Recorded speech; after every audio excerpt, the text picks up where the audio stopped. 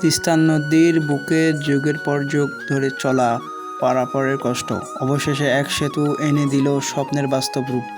এটা শুধুই একটি ব্রিজ নয়, এটি লাখো মানুষের স্বপ্ন, অপেক্ষা আর সম্ভাবনার প্রতীক। এই হলো হরিপুর তিস্তা ব্রিজ, যা আজ পরিচিত মাওলানা ভাসানী সেতু। 2014 সালে 25শে জানুয়ারি প্রধানমন্ত্রী শেখ হাসিনা এই সেতুর ভিত্তিপ্রস্তর স্থাপন করেন। মূল নির্মাণ কাজ শুরু হয় কিছু পরেই, কিন্তু নানা কারণে প্রকল্পটি অনেকবার বিলম্বিত হয়। সেতুটি নির্মাণ হয়েছে সিলমারী, কুড়িগ্রাম ও হরিপুর গাইবান্ধা অঞ্চলের মাঝে তিস্তা নদীর উপর। নির্মাণের ব্যাপক হয়েছে আন্তর্জাতিক মানের প্রযুক্তি। পুরো প্রকল্প বাস্তবায়নে খরচ হয়েছে প্রায় 925 কোটি টাকা।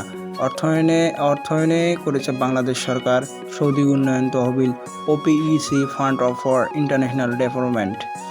নির্মাণ করেছে চীনা প্রতিষ্ঠান চীনা স্টেট কনস্ট্রাকশন ইঞ্জিনিয়ারিং।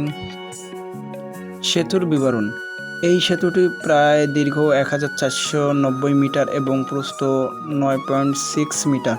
পুরো সেতুতে আছে 30টি শক্তিশালী পিলার, দুই পাশে সংযোগ সড়ক প্রায় 57 কিলোমিটার এবং নদী নিয়ন্ত্রণ কাজ হয়েছে 3.15 কিলোমিটার এলাকা জুড়ে। এই ব্রিজে প্রতিদিন চলাচল করবে হাজার হাজার মানুষ, গাড়ি ও কৃষি পণ্য। এটি তিস্তার উপর নির্মাণ তৃতীয় বৃহত্তর সেতু। 2025 সালে 20 আগস্ট অবশেষে এই সেতুর যানবাহন চলাচলের জন্য খুলে দেওয়া হয়। উত্তর অঞ্চলের মানুষ যেন পেলে এক নতুন দিগন্ত। যেখানে আগেই গাইবান্ধা থেকে কুড়িগ্রাম যেতে 4-5 ঘন্টা লাগতো, এখন সেটা কমে এসেছে মাত্র 1 ঘন্টা।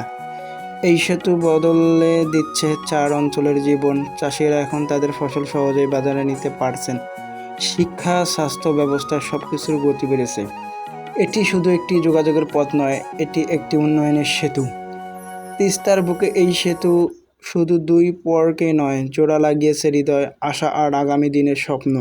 এই ছিল হরিপুর তিস্তা ব্রিজের এক দীর্ঘ অপেক্ষার ফল। আপনার চোখে কেমন লাগলো এই সেতু? কমেন্টে জানান, আর ভিডিওটি ভালো লাগলে শেয়ার করে ভুলবেন না।